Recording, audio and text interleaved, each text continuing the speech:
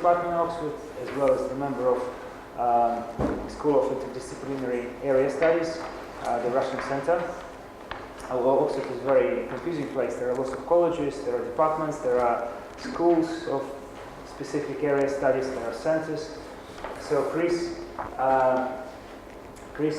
interests mainly, everything which is linked to Russia one way or another, to the Russian economy, but specifically defense issues, health, demography, welfare, social welfare, and stuff like that.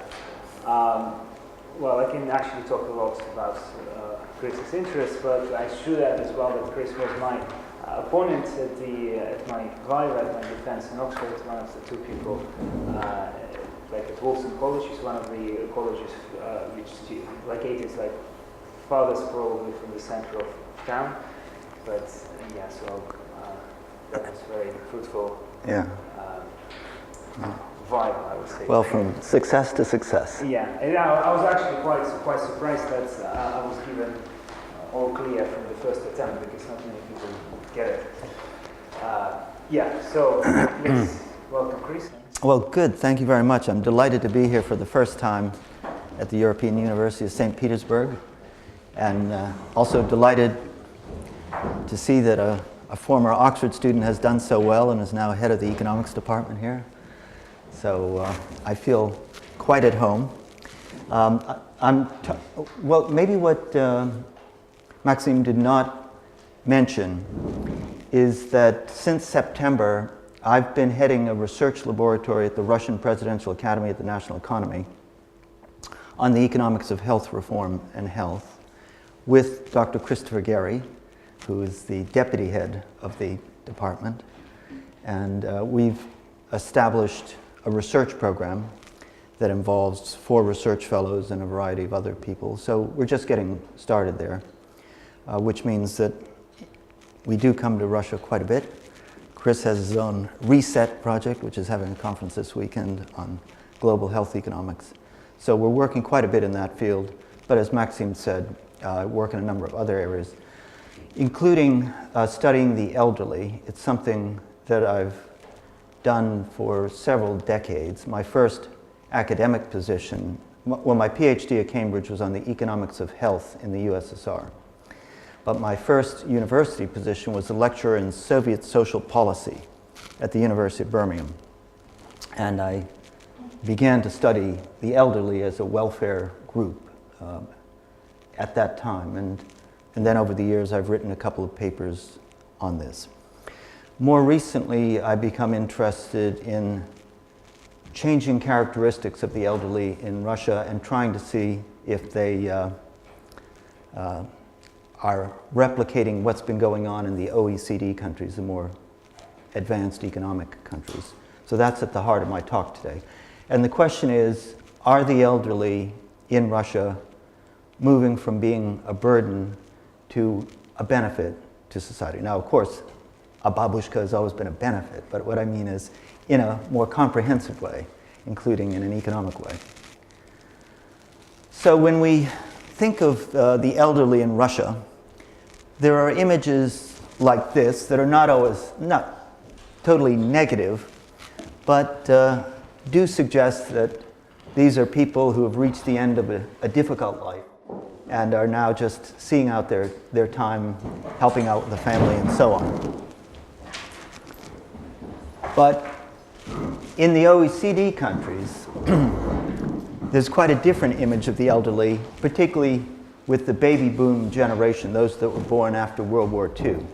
So you can see here everybody's active and still quite keen to keep up their contributions.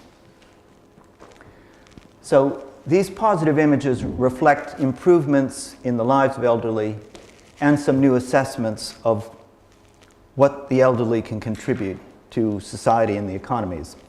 So there was a big report by the United Nations in October 2012 called Aging in the 21st Century. And it was quite a positive analysis. It was saying aging is a triumph of development. Increasing longevity is one of humanity's greatest achievements. So this, and it goes on. So this is quite different from everybody moaning about the growing burden on the young people of the elderly, and how they're just absorbing too much in the way of pensions and the rest of it. And the point they make is the elderly own quite a bit of capital and have knowledge, experience, and skills. Now there are some objective reasons why the elderly are more able to contribute in countries like Japan, United States, Sweden, and so on. First of all, life expectancy at 60 has gone up substantially in the West. So in the case of Japan, it's risen from 16.3 years in 1960 to 25.8 years. In other words, you can expect to live to 85 in Japan. But what's important is not just limping through life, suffering chronic disability and illness. What they're also finding, if they combine the life expectancy indicator, the life tables, with surveys of self-assessments of health, you can come up with healthy life expectancy. So the question is, how many years of healthy life can you expect to live at 60? And in the UK, well, this is just healthy life expectancy. So in the UK, life expectancy at birth for males rose from 71 years roughly to 76 years, while healthy life expectancy went up from 64 years to 67 years. And these are trends that are continuing. If you look at this table, and I have a diagram to make it simpler, but it might be hard to believe, this is Russia, United Kingdom, Japan, and the difference between them. From 1960 to 2010, life expectancy at 60. So it may be hard to believe, but the life expectancy at 60 in the USSR was higher than that of Japan in 1960. But if you look at the development, by 2010, life expectancy at 60 was lower in Russia than it had been in 1960, whereas in Japan it's risen from 16 years to 23 years. And then over here, the difference, you can see Russia was higher than Japan, so it was a negative number in 1960. But by 2010, Japanese men could expect to live 8 years longer than Russian men at the age of 60. And that's just a graph showing the trends over this time. In addition to these indicators, there are also two that relate to disability in older age. One is the share of the elderly population with a disability, and the other is active or disability-free life expectancy. This is when they give the elderly certain objective tests of capabilities. And so what they found in the first case is that in the United States, men aged 65 to 74, those without disabilities increased from 86% to 91%. And in the case of active disability-free years, those aged 85 increased from 5.4 years to 6.4 years. So I'm just trying to make the point that the more active elderly in the OECD is not just Hollywood or politicians desperate for the gray vote or marketeers trying to tap into the extra income of the people, but there have been some important demographic and health changes. So the question is, in Russia, is this being replicated?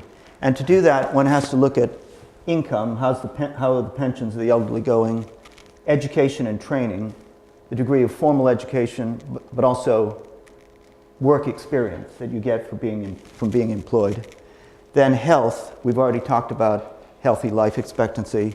And finally, the enabling environment. Does the society provide enough to enable the elderly to reach their potential and make the contributions that they can? So what I'm trying to do today is talk about a few more concepts, then discuss two indices that try to measure, well, one tries to measure, in effect, human capital of the whole population, but a newer one that's just come out this autumn is the Global Age Watch Index, which takes into account those four dimensions that I was talking about: income, education, health, and enabling environment. And what I'll then try to do is relate these measures to four cohorts of the elderly in Russia, meaning those born in a certain year. And I'm particularly interested in Russians who turned 60 in 1990 at the end of the Soviet period. No, well, actually, I have something on that, but Russia in 1992, the first year of transition, 2000, 2010, and 2020. And I've made preliminary calculations related to these. Now, just to define what are the elderly, a standard definition is those over the age of 60. But in Russia, you'll often find statistics related to retirement ages, which are very low relative to world standards. So 55 for women, 60 for men, and those populations tend to get merged together. And then in the United States and many international organizations, the elderly are defined as those over 65, which used to be the old retirement age in the United States before that was eliminated. Okay, and then the cohorts that I'll be talking about, year of age 60, 1992, 2000, 2010, and 2020. So the year of birth was 1932, 40, 50, and 60. And clearly, if you look at this table, they had very different life experiences. And I should just mention that there have been many studies going back to the Soviet period of the life experiences and the health of different cohorts, different generations coming along. So this is not that different, but what I'm not trying to do is explain the outcomes on the basis of the life experiences. I'm just trying to measure some of the characteristics of these cohorts in the transition period in Russia to see particularly if their health and well-being are getting better or not. And you can combine the idea of a cohort with an age pyramid. So this is for 2010 for Russia. So that's males, females, and the cohorts that were, so by 2010, the cohort that turned 60 in 1990 is already 80. So cohorts 1, 2, 3, and 4 are the ones that I'm talking about. And just very briefly, I'm sure you probably all have you studied human capital in your courses, so you know that refers to the stock of competencies, skills, and knowledge and personal attributes that enable people to make contributions to the family, society, and the economy. And obviously, human capital can be improved through education, training, and health, and acquisition of experience. And you can invest in human capital to achieve this. I should also mention social capital because it's quite important for the elderly. And according to the OECD, this is a network, networks together with shared norms, values, and understandings that facilitate cooperation. So essentially, elderly people have a set of friends, relatives, and so on, professional colleagues that they rely on for support and help to create the enabling environment. So I'm just mentioning that. Now, I started 2 years ago working on this paper when I went to a conference in Italy at Lake Bellagio. It was the Rockefeller Research Institute there, and I was invited as a specialist on the elderly to a conference on the elderly as an asset. In other words, a positive approach. So, and I thought about it. I thought that was an interesting idea. And so this paper, to some extent, developed out of that. And I started off by trying to adapt the UNDP Human Development Index to try to measure some aspects of human capital that I've been talking about. So what they do is they have a health, education, and income dimension. But in general terms, so that's life expectancy at birth, education of the whole population, and a GDP index, GDP per capita. But that doesn't really help with the elderly. So what I was working on, not terribly energetically, but a bit, was to try to come up with an index that had life expectancy at 60, education of those in the older years, and pensions representing income.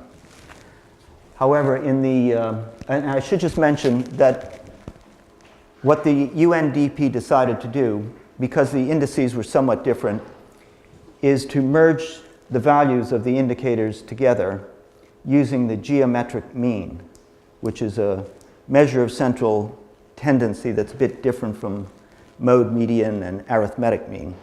And it's quite helpful in cases like this where you don't have standard units. But before they used the geometric mean, what they did is they standardized, they normalized they made all of the values positive. They then normalized them so they'd all be increasing indexes, and then they applied the geometric mean to come up with the basic value. But then in this autumn, Global Age Watch, which is a non-governmental organization, came up with this Global Age Watch Index, which has 3 of the same domains as the UNDP, so that's income, health, and employment, but it has a 4th that's quite important, related to the elderly and also linked to social capital that I was talking about, as well as the environment. So it's taking into account physical safety, social connections is more social capital, civic freedom or a sense of control over life, access to public transport. Then there's employment and education in this domain, life expectancy at 60, healthy life expectancy at 60, and psychological well-being. And then over here, pension income coverage, poverty and old age, relative welfare of older people. So how do the elderly relate to the average earnings in the economy, and GDP per capita?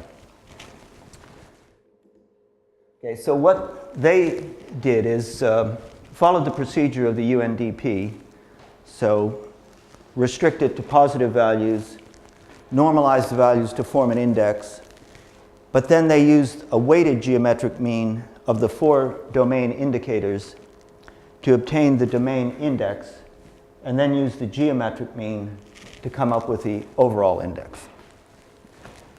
And I did have to look at a couple of statistics books to remind myself what a geometric mean was and its various properties, but I don't think we want to get bogged down in going over that today.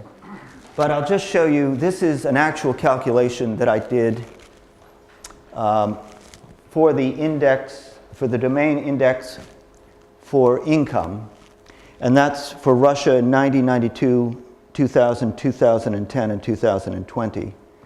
And so that's, first of all, taking the basic values of the index, adjusting them, as I mentioned, normalizing them, and then calculating the value that is then combined with the others to form the index.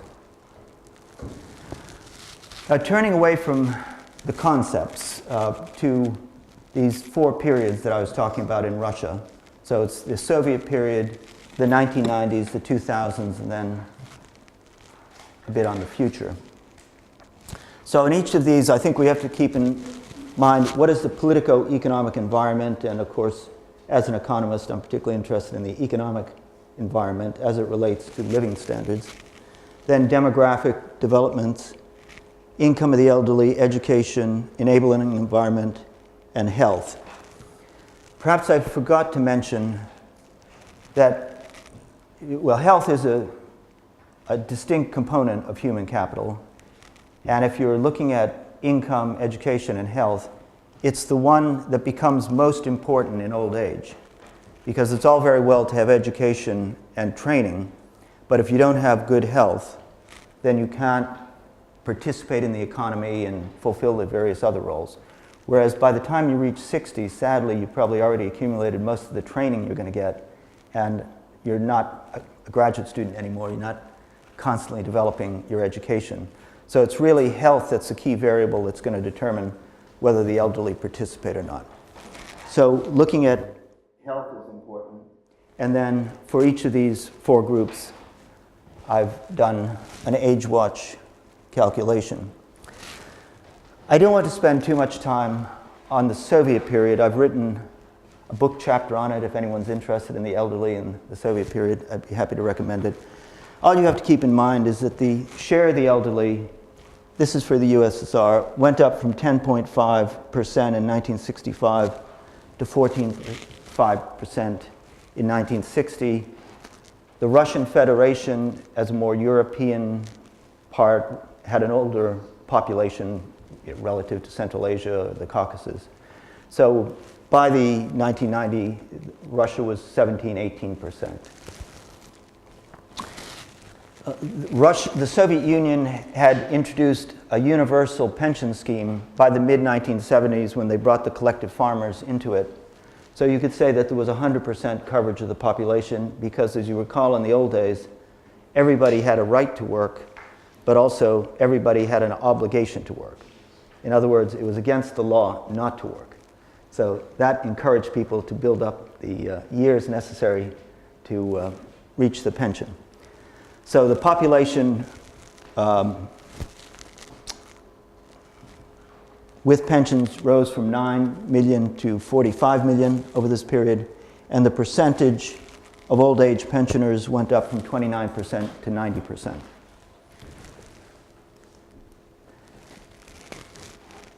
There's a very good index of educational attainment put out by the economist, supported by the economist Barrow, you all know Barrow, and a colleague whose name I forget. But anyway, this is for their work that they've been doing on human capital. So if we look at the highest level of education attained, this is for Russia, from 1950 to 1990, and this is secondary and tertiary. So the secondary and tertiary education percentage of the population aged 15 and over went up from 6.5% to 56%. And secondary and tertiary completed went up from 3% to 18%. So what you can see is that the pensioners were also becoming more educated relative to what they had been in the past. But by 1990, there was still quite a gap in the average educational attainment of those who had retired and those who were active in the economy. But the gap was closing. And then in terms of the enabling environment, I won't say too much, just that the Soviet Union had quite a good network, social capital supporting the elderly. Obviously, it had universal medical care. Everyone had access to medical care, could see a polyclinic doctor, could get referred onto the hospital and so on. A reasonable degree of physical safety, maybe a little less civic freedom, and good access to public transport with substantial subsidies for the elderly traveling on the metro, the bus, and so on. Health conditions were more difficult. The elderly had difficult lives because of years of birth and then the experiences growing up. And that was poor diet, excessive alcohol consumption, high tobacco consumption, too much in the way of fats, sugars, not enough exercise. And as a result of that, health did deteriorate from the mid-1960s for the general population, but also for the elderly, those who survived and got into the older years. I might mention a different paper I'm working on is about morbidity icebergs in the USSR and Russia. That's looking at both reported and hidden illness. So even in a country with universal medical care, free of charge, a substantial amount of illness does not get reported. It's hidden, not diagnosed, not treated. And what Soviet studies showed when they went in to look at the statistical record and then carry out investigations of patient groups, that the elderly had the greatest hidden component of illness. Just showing what was going on in the USSR. In general, non-communicable diseases were going up from the mid-1960s, whereas infectious diseases and social diseases like tuberculosis were being eradicated. But the diseases affecting the elderly were becoming more important. Now, I mentioned that the elderly had the greatest hidden illness. There were several books put out on Soviet morbidity, very detailed studies of Soviet morbidity. This is showing reported illness by cases, by age group. Now, one might think that as you get older, you get more ill, and with a medical care that's free of direct charge, you'll report more cases. But study after study showed that reported illness for the elderly was lower than that for, say, people in the age group 40 to 50.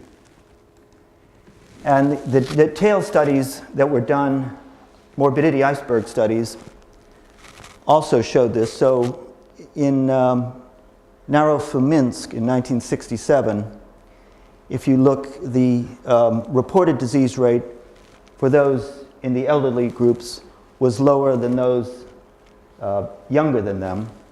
And if we look at, sorry, maybe it's the next one.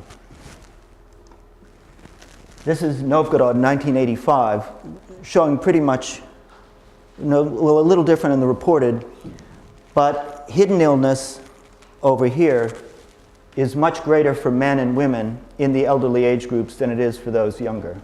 So that's just to make the point that there was some worsening of health, and if you fall ill with complicated diseases and you don't report them quickly enough, that hampers diagnosis and leads to worse health outcomes, given the existing medical technologies. That's invariant, whether it's in the United States today or Soviet Union in the past. And you're probably all quite familiar with the fact that in addition to there being problems with illness in the Soviet Union, there were growing problems with mortality. So this is a table of age-specific death rates. The pink indicates the year in which that specific age-specific death rate reached its peak. What you would expect in an OECD country is the pink to all be along this column, and for the disease rates to fall over time. In the case of the USSR, they all increased. So if we look at mortality rates of the elderly, it went up from 17.2 in 1964-65 to 18.9 by the mid-1970s. That was just, as you can see, every adult age-specific death rate was going up. Okay, so if we then try to combine what I've been going over, so income, education, training, health, enabling environment, into the index of the Age Watch, what it gives is an index number of 30.8. Now this doesn't actually mean anything until we compare, in the case of this talk, developments over time. But when I get to 2010, I'll present the results of Global Age Watch's international comparison of these indexes across 91 countries in that year, 2010. So anyway, this is the baseline for our study, 30.8. And it was calculated using the techniques that I've already mentioned. I went through the income one, but the equivalent was done in all the other categories. Okay, so the first cohort that we're talking about in Russia is those who turned 60 in 1992. Born in 1932, you can imagine, or you know very well, what the lives of this cohort of the elderly was like. Now they weren't in the best of health when they reached 60 in 1992, and you're no doubt all familiar with how difficult economic circumstances became in the 1990s, with a 40% drop in GDP, fall in living standards, inflation wiping out all of the savings, 30% cut in real health spending, real value pensions falling, and so on. So many aspects of the life of the elderly became quite difficult from that initial year onward. Still, of course, the share of elderly, this is Russian Federation, it went up from 16.7 to 18.1. The aging process was continuing. This is the Russia age-sex distribution in 1992, and we're talking about cohort 1. What's, of course, striking about this age pyramid is how few men there are relative to women at the older age groups. So about 2/3 of the elderly were female. So many of the problems of the elderly are to do with females because the men didn't live long enough, to go into old age and have to call on services and so on. So we're looking at this cohort and those above. So income security of the elderly in the 1990s, I've already mentioned the loss of savings. There was an increase in the old age pensioners, but of course there were severe budgetary problems. You remember budgets were financed initially by printing money, and then there was the sequestration. Pensions may be promised, but it was like wages, they weren't paid all the time. There were pension arrears as well as wage arrears. And in general, the real value of pensions dropped by 50% in the 1990s. The elderly were beneficiaries of getting the housing that they were the tenants of. So in general, they weren't moved out of that unless criminal activities forced them out. But on the whole, the elderly were beneficiaries of developments in housing. However, many on low fixed incomes found it difficult to meet the rising costs of all of the services related to housing. There were also, maybe a bit later, as a gradual process, removal of subsidies on food and transport. And the percentage of elderly living in poverty in Russia went up from 3% in 1993 to 30% by 1996, and then began to fall after that. In terms of capabilities, well, these people born in 1932 didn't have quite the same educational advantages as those born later because of all the chaos of the 1930s and World War II and so on. So there were improvements in education that benefited them. So they were more educated than those who had been born 10 years before, but well below what was the case of those who were employed in the national economy in 1992. And I'd just say that all aspects of the enabling environment worsened in the 1990s. The whole social capital either became outmoded or broke down for a variety of reasons. Medical care was disrupted. All kinds of reforms were introduced, but expenditure was cut and quality of care dropped. There was greater concern among the elderly about physical safety, access to public transport, and so on. Compounding all of this was the increase in illness in Russia in this time period. So not only were there striking surges in, for example, sexually transmitted diseases, a resurgence of tuberculosis, a growth in accidents, murders, suicides, but there was a continuation of the upward trends in non-communicable diseases and surges in cardiovascular disease.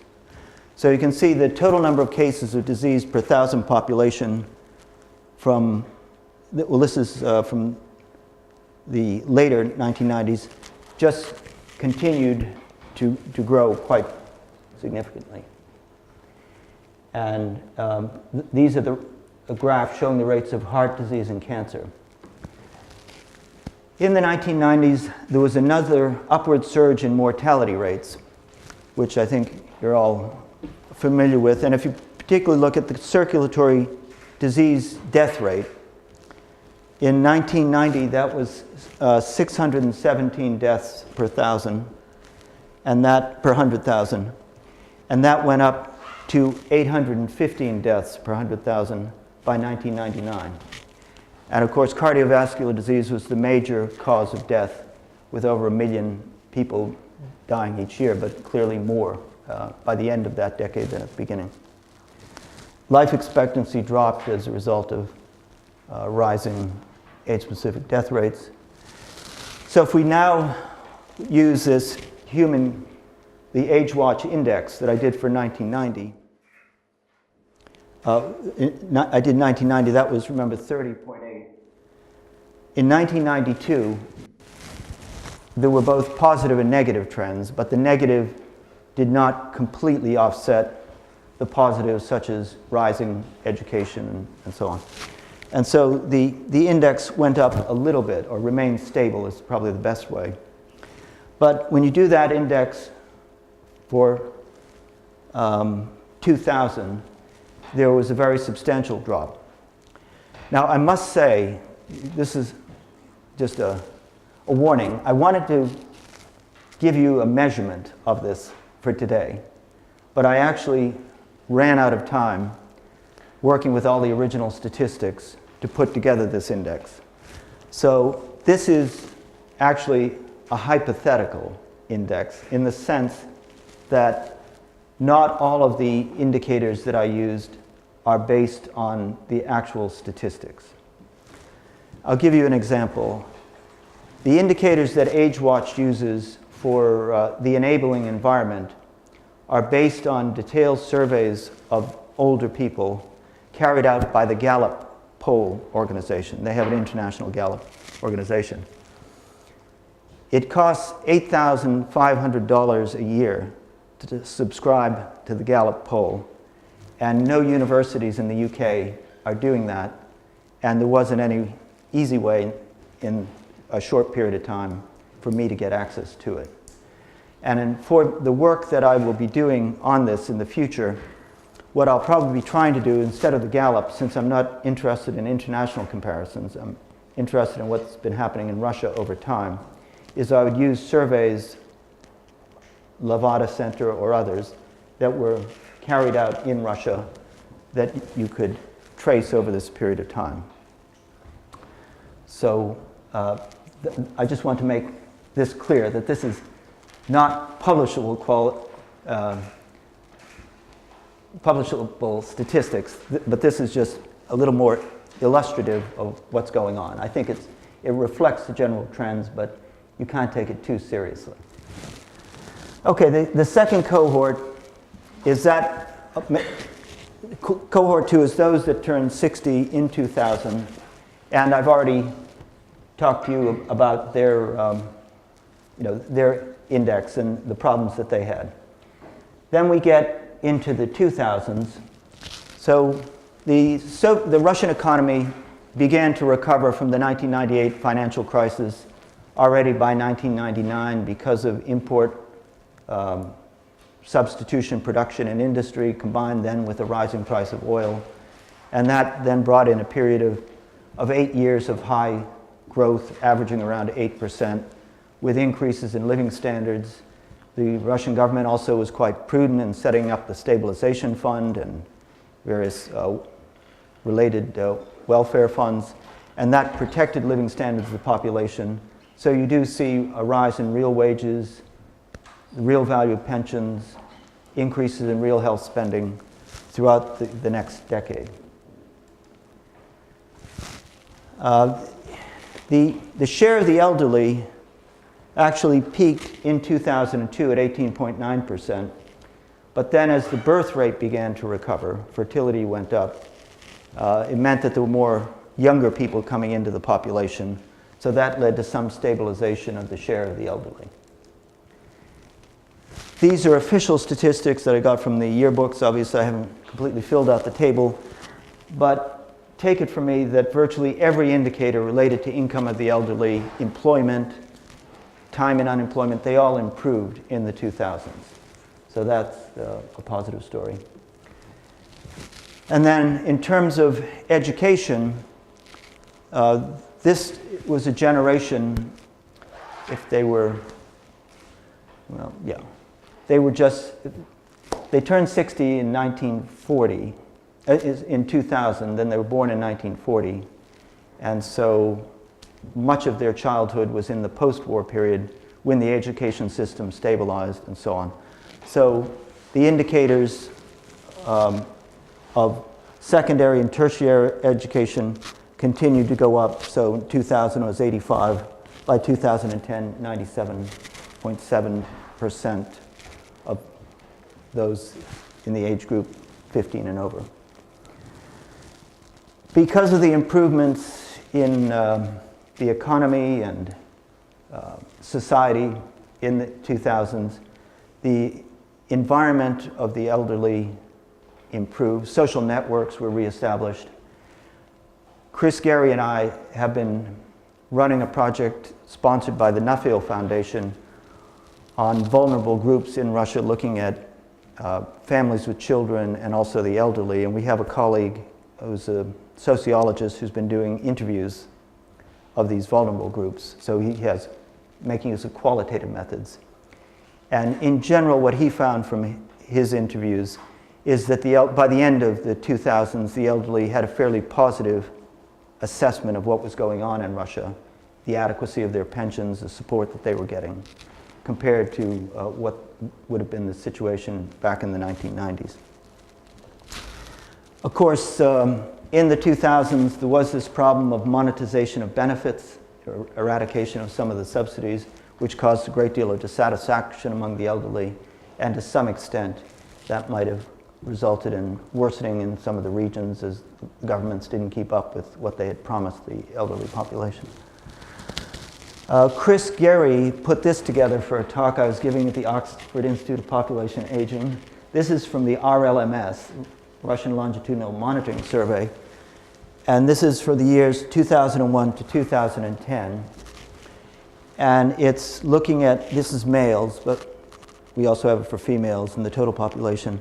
So self-assessment as healthy, that actually went down a bit over the 2000s, from 13% to 9.8%. But self-assessed as happy went up from 21% to 41%.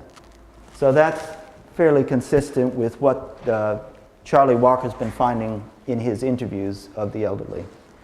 Whereas the first assessment about healthy reflects objective measurements. This is a table I put together, or rather I took out of the Russian statistical yearbooks. This is all of the diseases according to the International Classification of Diseases 10. And what I've done is highlighted in yellow the lowest morbidity rate, the lowest disease rate. Oh, maybe it's a previous one. No. Okay, there was another one that had in green the maximum year. And the pattern was essentially over here were the maximum rates of the illnesses. So in other words, illness was rising in almost every disease category throughout the 2000s.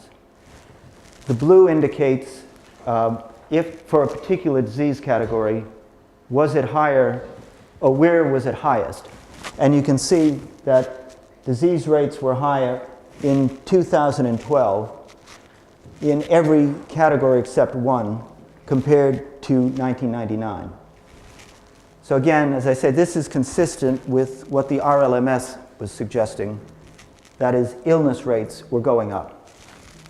On the other hand, well, and there are two slides that maybe I won't go over, but these are, well, maybe I will. Okay, so in 2005, there was a major study of reported and hidden illness in Novgorod.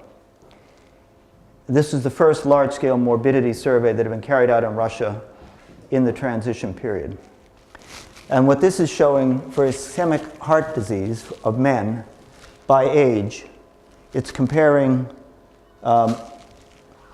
total, the dark bar is total illness, and the white is reported illness.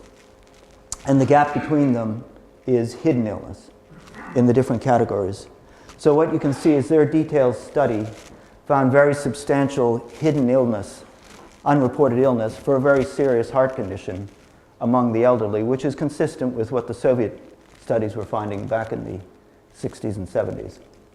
And this is the same with arterial hypertension. Again, you can see a considerable gap between revealed illness and reported illness. Now, taking all of these together, so the income, education, health, and enabling environment indicators.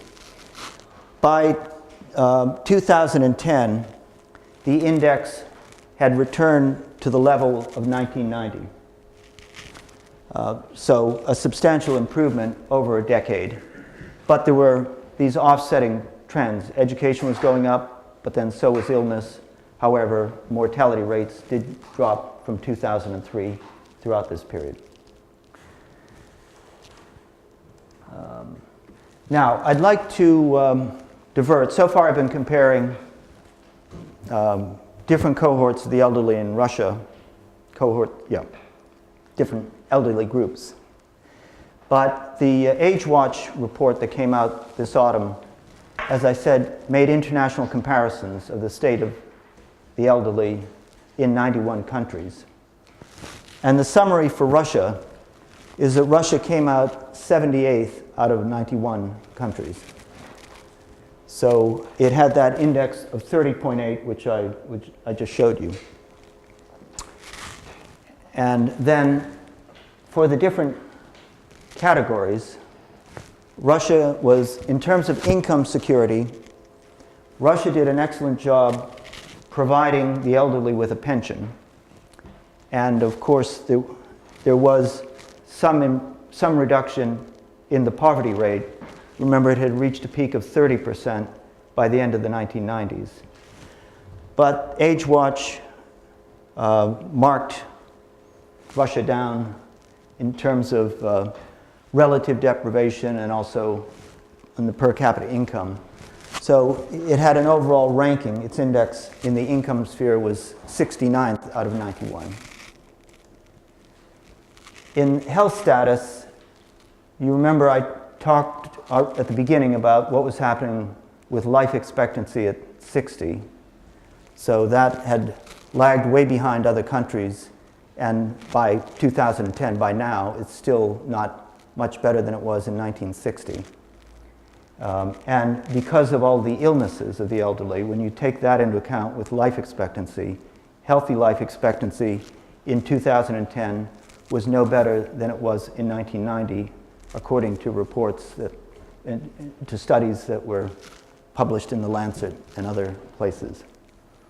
So even though Russia has universal medical care, it provides basic services to the population, we all know that there are some failings in that, but more importantly, it's the combination of lifestyles of the elderly, or those earlier on in life who smoke, drink too much alcohol, don't get enough exercise, become overweight.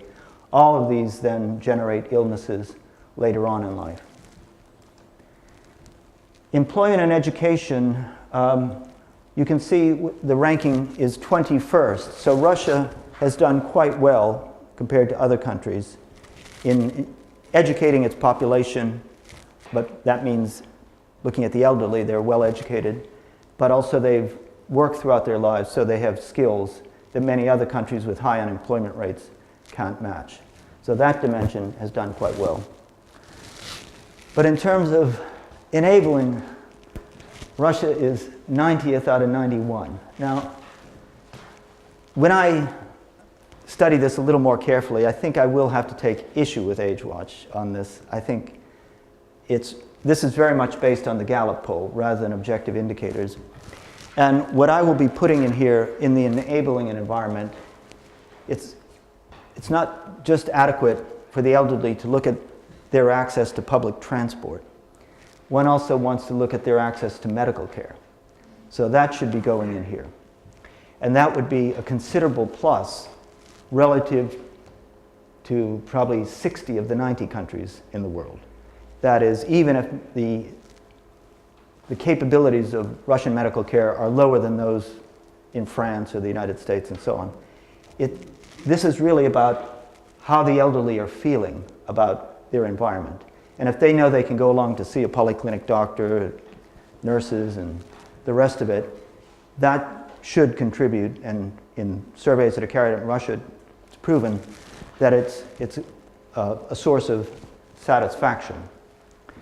Now, if one were to also look not only at medical care, but social welfare provision, then that's where Russia would fall down again, because Russia has only 300,000 beds in homes for the elderly with a very large population.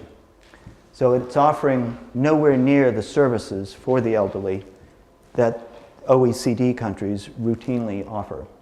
And in fact, there weren't professional social workers in the USSR for ideological reasons, because it was viewed that Russia didn't have antagonistic, the USSR didn't have antagonistic contradictions in the welfare field, and therefore they didn't need these social workers and NGOs and so on that the Western countries had. But what it means now is if you're comparing welfare provision, social welfare provision to the elderly relative to the more advanced countries, there's a very substantial gap, much bigger than in some of the other areas. Okay, so this is Global Age Watch Index for Russia and European countries, and I'm afraid you can't really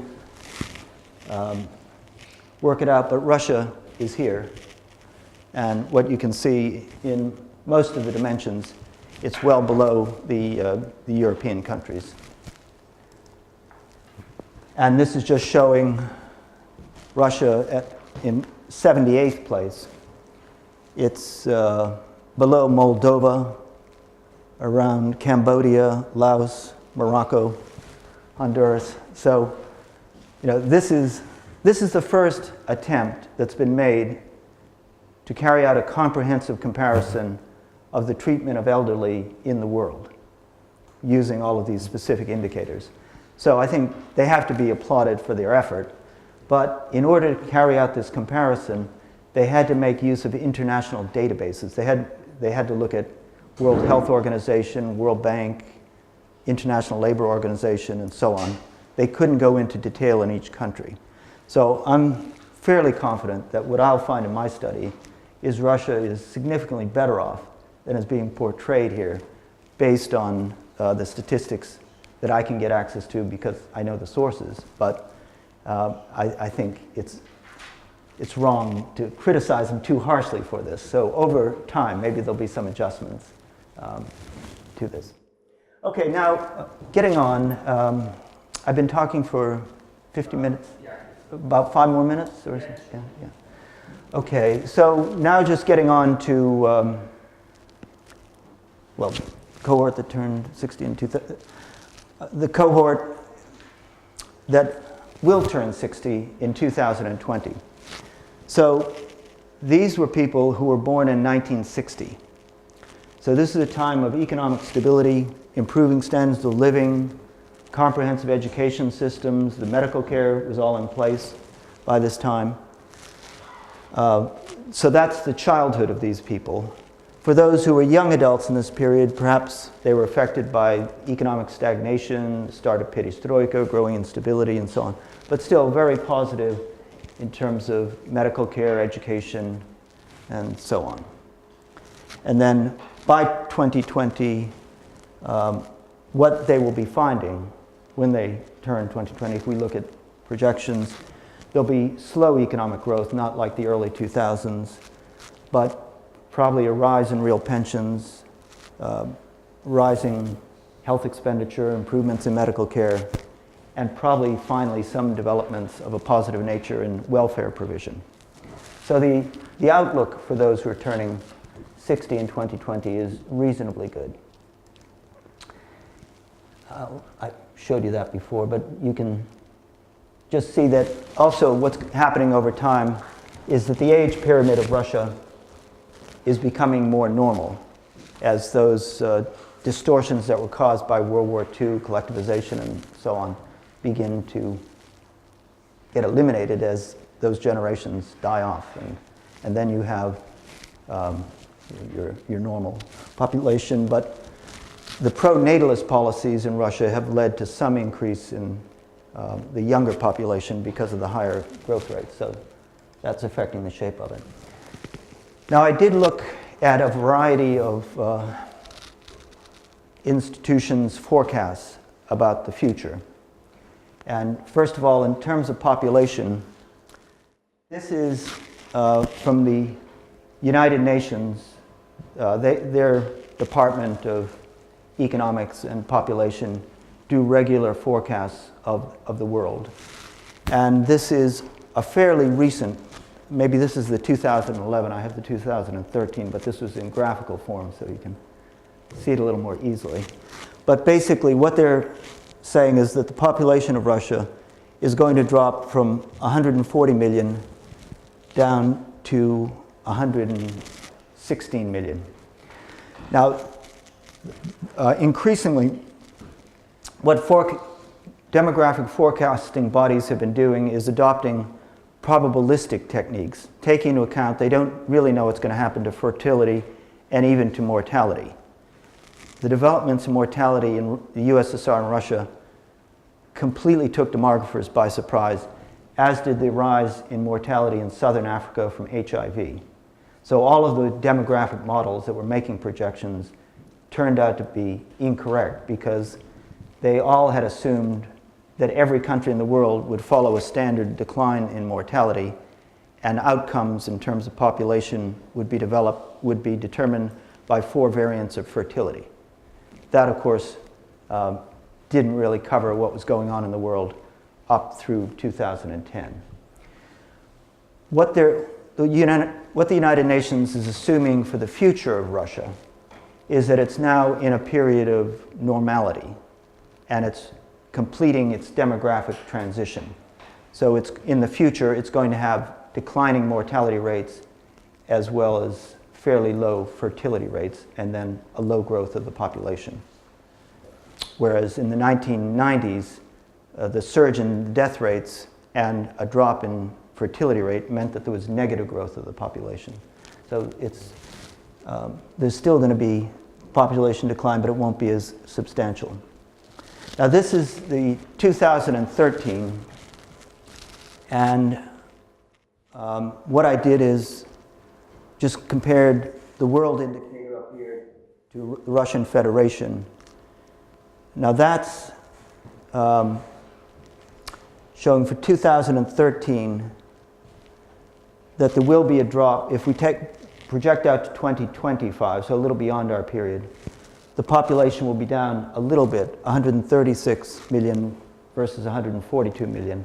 So that's different from the 2011 projection, and it may well represent they're taking into account some of the more positive trends, meaning the rise in the birth rates, the fall in the death rates in Russia over the last couple of years. In terms of the percentage of the population in different age groups, for Russia in 2013, 19% of the population was elderly. By 2050, about 29% of the population will be over the age of 60. So there will be a continuation of aging, but at a slower rate than in the past. This is showing the population structure in 2020, according to these forecasts. It has a shape that's a bit more normal because of the developments I've been talking about. Then if we're looking at the economy and even the medical system, I did look at the documents that were produced for Strategy 2020, which was this government program in 2011 that generated this big report in 2012. And although it's not particularly strong on demography, you can get projections of the economy and what's going to happen in medical care. And what they're forecasting is that there will be a continued growth in real health spending, but perhaps with a rising share of the private contributions to total health expenditure. There'll probably be some improvements in public health or health behaviors as the population responds to new anti-alcohol programs, anti-tobacco campaigns against various other practices that don't contribute to health. And that's just the table from Strategy 2020 in health.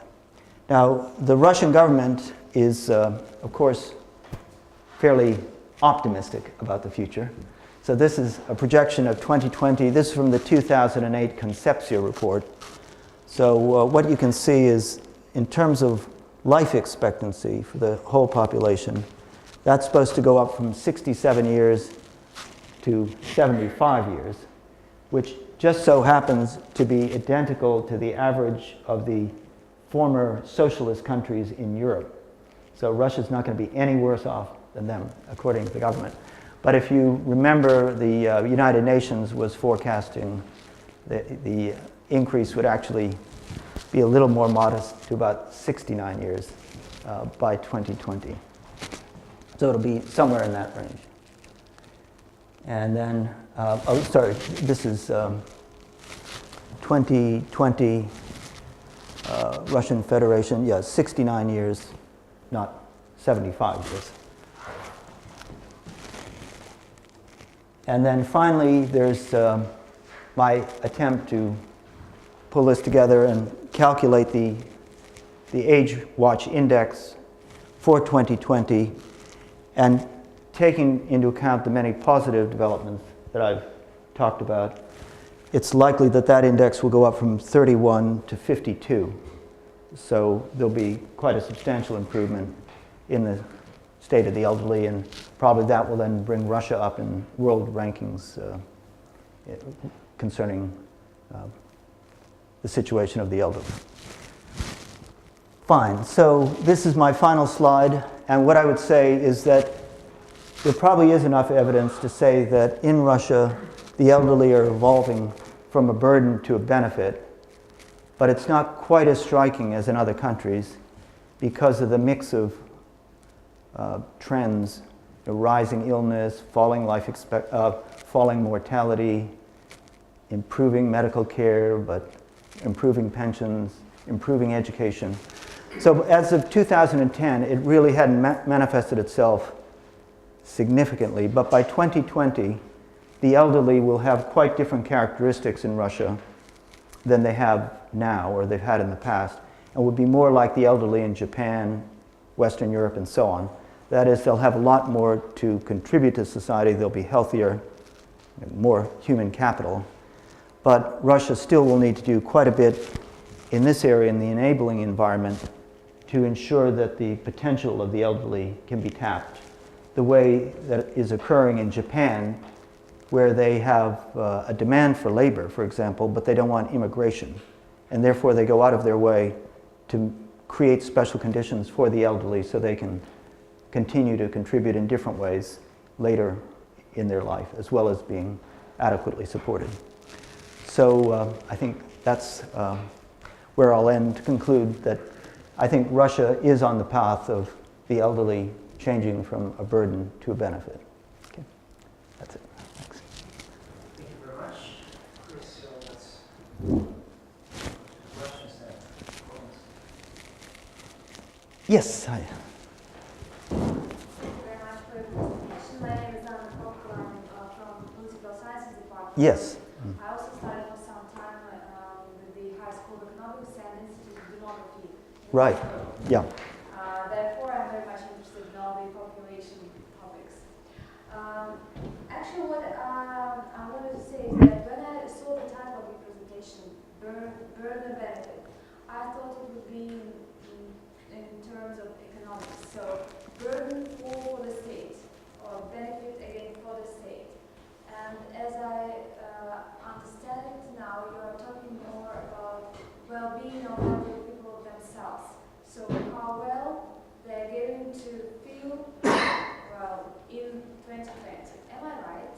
Well, I think you're somewhat right in that there's a conventional treatment of the elderly, as well as, well, the elderly as it concerns health as well as pensions. That objectively they are a burden in the sense that every year societies are devoting more and more of GDP to looking after them.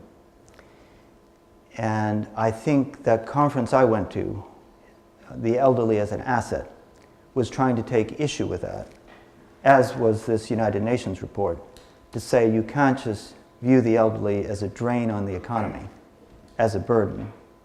Of course, what I could have emphasized in here is that the pension share of GDP is going to go up. It has been going up in Russia, is going to go up. So if you want to be negative, you can say that burden is going to increase. Similarly, Russia has a low health expenditure related to GDP. So it might be 6%. In the United States now, it's 16%. In France, maybe 11%. It's almost inevitable that over time, as Russia's medical system becomes more sophisticated technologically, uses newer medicines, as wages increase in the medical profession, that share of GDP is going to go up. And so, again, you'll have a burden. I would say, though, that what I'm trying to do, that's fairly standard. I mean, people have been writing about that for a long time. So I'm trying to be a little more positive and a little more multidimensional about it, and not just looking at what they're taking away, but what the elderly can give to the society, particularly in light of their improvements in health. So, for example, the growth in healthy life expectancy, as well as the rise in life expectancy at the age of 60. And of course, demographers are quite interested in all of these issues, like Shkolnikov. Yeah, right. And he's written articles on healthy life expectancy and so on. But I think if you look at the Shkolnikov article about healthy life expectancy with Martin McKee, I think that was published in 2003. And that was at a time when mortality rates in Russia were still rising. And therefore, if you were projecting out from that, you wouldn't have a very positive outlook. But what's happened over the last 10 years now is mortality rates have been going down every year and life expectancy has been going up. So I think it's now possible to have a more optimistic outlook. Okay? Thank you for that optimism. Yeah, okay. I just wanted to add, actually, to your answer, sentences saying, like, if you look at the burden of pensioners, if you, like, from that point of view, on the current population currently working, the essence of the pension reform currently, like, which is currently happening, however badly it is implemented, but the idea is basically to shift the responsibility from the state to the individual from that point of view. And like by 2020, I guess, the burden will be less on the working population, however big is the chunk of population. I didn't mention, but in our project at RENEPA, Chris is a co-director, but so is Vladimir Nazarov, who some of you may know, who's a big expert on pensions. And he was in charge of the pensions subcommittee of Strategy 2020.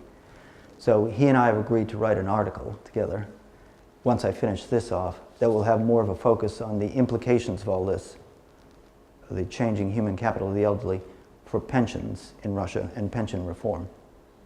And of course, it will deal with the issue of the retirement age of 55 for women and 60 for men, at a time when you have life expectancy of women 74 and life expectancy of men now 64, but also finally some improvements in healthy life expectancy. So Russia's eventually going to have to deal with an excessively low retirement age in the same way that France will have to. And in both of these countries, it's going to be traumatic when they deal with it. It's a very difficult political situation.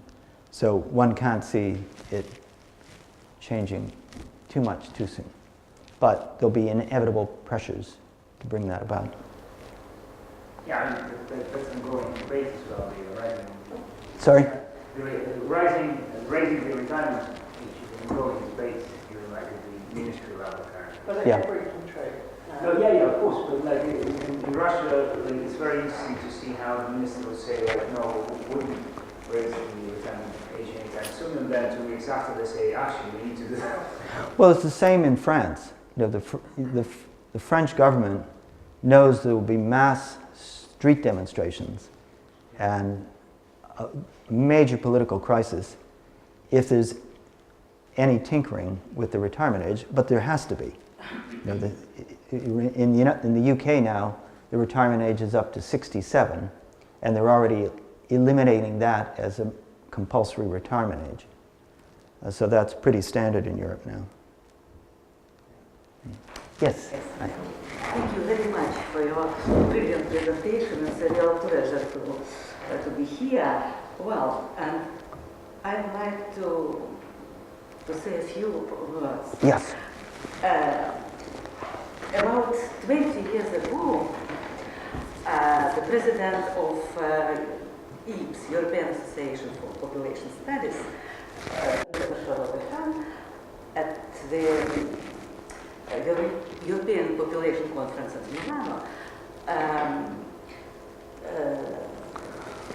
said that demographers and scholars should be neutral, should be objective, and to avoid to try to avoid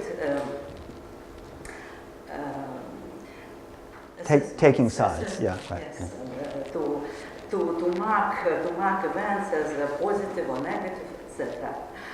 Especially because demographic studies are very close to political matters. In this connection, I'd like to ask you: is a highly well-known and outstanding scholar to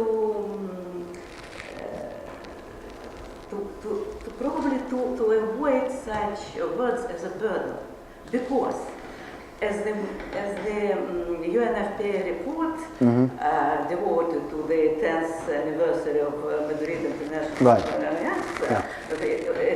This report was entitled "Aging in the 21st Century: The Triumph and Change." Yes, right. So population aging, its essence is a triumph of civilization. Right. Yes. And I had that quotation in my presentation, right? Yes. Yeah. Well, and so to treat all the population as a burden. Yeah. This means to play for bureaucrats, to gain them reasons to consider all people as a burden. But why burden? Yeah. Why? These people, everything what exists in this country and other countries was done, but by people who are now old. Right. Yes, and so their experience, etc. Well, so and on the other hand, if you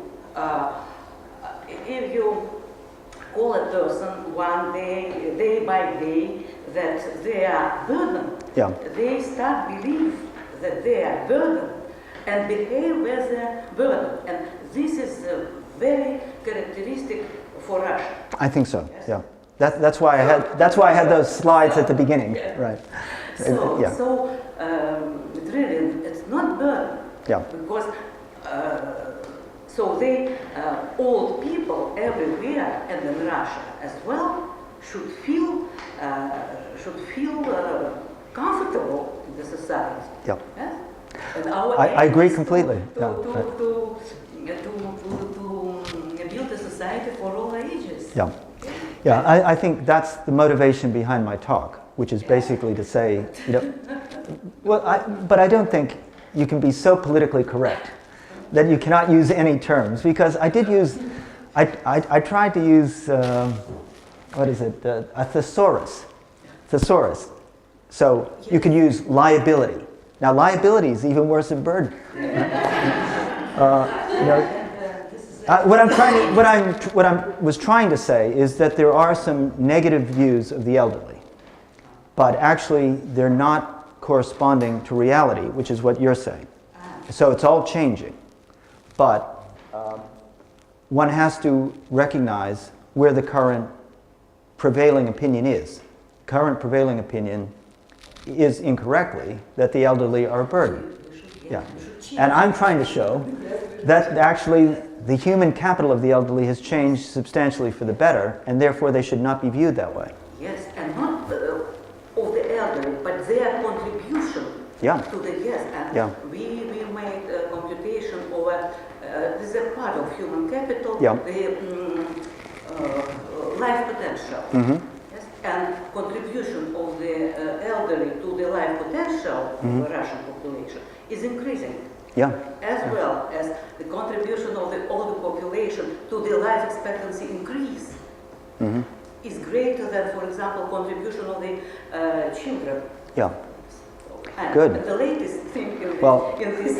I must see your studies. Okay. Yeah, I'll I should add actually, because last year I took part in ICO 20, like part of G20. 2020, yeah. When we're preparing the document, like recommendations to the leaders, actually, in the Russian government, I think they perfectly understand the kind of the equality of the elderly being an asset for the economy, because as Chris showed us, the projection for the general size of the population is diminishing. The trend is really diminishing, and actually there were talks about copying in some way the British system when Britain started making the labour market more flexible back in the 70s, trying to include people with disabilities, people to try to provide more jobs for elderly, etc., etc. So people in the government, they do think about that. So it's definitely not. There is no attitude as towards elderly as liabilities. And in the Vienna Demographic Institute, they recently have published a paper in which on the aging matters, and they demonstrate that the most effective way to cope with economic aspect of aging is not only to increase the age of retirement, but to increase the participation, the labour force participation of the elderly. But that all relates to what AgeWatch UK identifies as the enabling environment. So there have to be institutional changes, as there have been in Japan, Northern Europe, and so on, like you're saying, as in the UK, to make it easier for the elderly who now are less disabled and are healthier than they were in the past, and therefore can participate. And just to make another point is that the elderly in Russia now have a lot of assets in terms of property, right? So people age 60 are much better off than those age 30 who will never be able to buy a flat in central Moscow, sort of like my sons in London and Bristol will never be able to do it. So that's maybe an inequality between generations. But of course, they own, they have wealth, they pay taxes, they support their children, the younger generation, so the elderly are a source of income, redistribution, and so on. Yeah. But that was only part of what my talk was about today. Yes? Yeah, Chris. A couple of questions about the indices and the data. So, if I've understood correctly, the index goes up when my life expectancy increases, and it goes up when my healthy life expectancy increases. Yes. So, what happens when, as in the cases you referred to actually, the healthy life expectancy increases by less than the life expectancy? Because then the amount of unhealthy life expectancy has actually increased. And indeed for the UK statistics, you showed the same thing as well. Whereas from my individual perspective, I don't want to live longer, I just want more of my life to be healthy. That would be my first priority. What they do, Chris, is they add weights, and I don't want to fumble around in the papers, which are in my briefcase anyway, but they have, let's say in health, so there are the three indicators, there's life expectancy, healthy life expectancy, and psychological well-being. And they're putting different weights on them, and that's what you're saying that you would do. You'd weight what healthy life expectancy greater than life expectancy. Yeah. That can be handled methodologically just by coming up with the weighted geometric mean, as opposed to just the geometric mean, which would treat them all with equal weight. Okay, so, but you might not agree with what AgeWatch chose to do. Okay, but methodologically, it's built into what they do. So the other comment I had on the data was that because you showed increases in, I mean, I love that slide with the increases in illnesses. In illnesses, yeah. From 99 to whenever it was, 2010. And of course, it's easy to think of that as a bad thing, whereas actually the story is more complex. In some of those cases, it's a good thing related to screening and detection. Yeah. So the neoplasms, that's a positive story, even though the actual data shows an increase in it. I mean, what we would, Chris is very familiar with the work I've been doing on morbidity icebergs, hidden illness. And if you look at every factor that would contribute to non-reporting of illness, it became, whatever it would be, more intense in the 1990s. And what one would assume is that with the deterioration in medical care, the cut in real health spending, rising transport costs because of the removal of subsidies, worsening quality, the fact that people in the lower income groups no longer could afford the medicines that they were being told by the doctor to buy after they go in for a visit. That, according to Shishkin and Shaman at the Higher School of Economics, that contributed to lower visit rates by the lower income groups. So all of these things probably led to an increase in hidden illness in Russia in the 1990s. But then in the 2000s, conditions are changing somewhat, not 100%. But real incomes are going up, the quality of medical care is going up, education's improving, and the government has had wave after wave of public health campaigns. It's not just trying to reform the medical care, it's trying to alter the behavior of the population. And that's having some beneficial impacts, particularly among people represented by this room, meaning younger, well-educated people who are now shifting over to a more European lifestyle, whereas the blue-collar workers, rural inhabitants and so on, are sticking to the old Russian, rather destructive lifestyle. So I think what you're trying to get at is that that table which I showed is reported illness, and it may well reflect the fact that there's a reduction in hidden illness. But the overall morbidity iceberg may be remaining the same, it's just that the waterline is going down and then the reported is going up. But it's not necessarily indicating that there's worse health. The problem is we don't know because there haven't been repeated studies of morbidity. Yeah, I think the point I was making was just that one needs to bear in mind what one wants to see. An ex-ante one would have wanted to see reported illnesses going up because it would reflect reduction. Well, if you knew what your starting point was here, you might not, since there's probably much less of a morbidity iceberg or a hidden component in the UK for a variety of reasons, you would be concerned if there was a sudden surge in cancer. Yeah. And just one final point. Yeah. About the contribution of the work. I mean, obviously one contribution is to rubbish the global age watch, whatever it's called, and the positioning of Russia in 78. Yeah. Place, obviously more subtly than that. Right. But just as you're presenting it, I'm just wondering whether actually what would be interesting would be to see because I like the cohort approach here, but what would be interesting would be to see the cohorts of working age people over time, so that you could see the comparisons. Because the point you made about the Global Age Watch finding the relative position of the elderly changed the index in the 1990s or whatever, I think you said. I mean, that's an important point because the big literature in social welfare themes in the 1990s was about the new poor, being the working age poor, and actually the elderly doing quite well during the 1990s relatively to the rest of the population, whereas your story, your narrative there was about things being worse, which of course they were in absolute terms, but not in relative terms. Later we can look at the table up there, which not even I could read, but it does have an indicator of the pension relative to the average wage. And my recollection is that worsened in the 1990s, which would, I think, relate a bit to your point. But that's the formal pension and the formal. Yeah. And what we know from the data is that the full sum of incomes and support mechanisms left the working age population more vulnerable than the elderly population, working for Janine Braithwaite and so on. And Krugman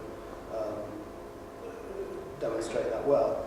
But my point being simply that it would be interesting to see how in this sort of broad index, which includes these other elements, social elements and so on, to see how the living standards and lifestyles of different cohorts, of different subgroups of population. It would be, I mean, I think this is a useful approach, as you know, because we've talked about this for 2 years or so.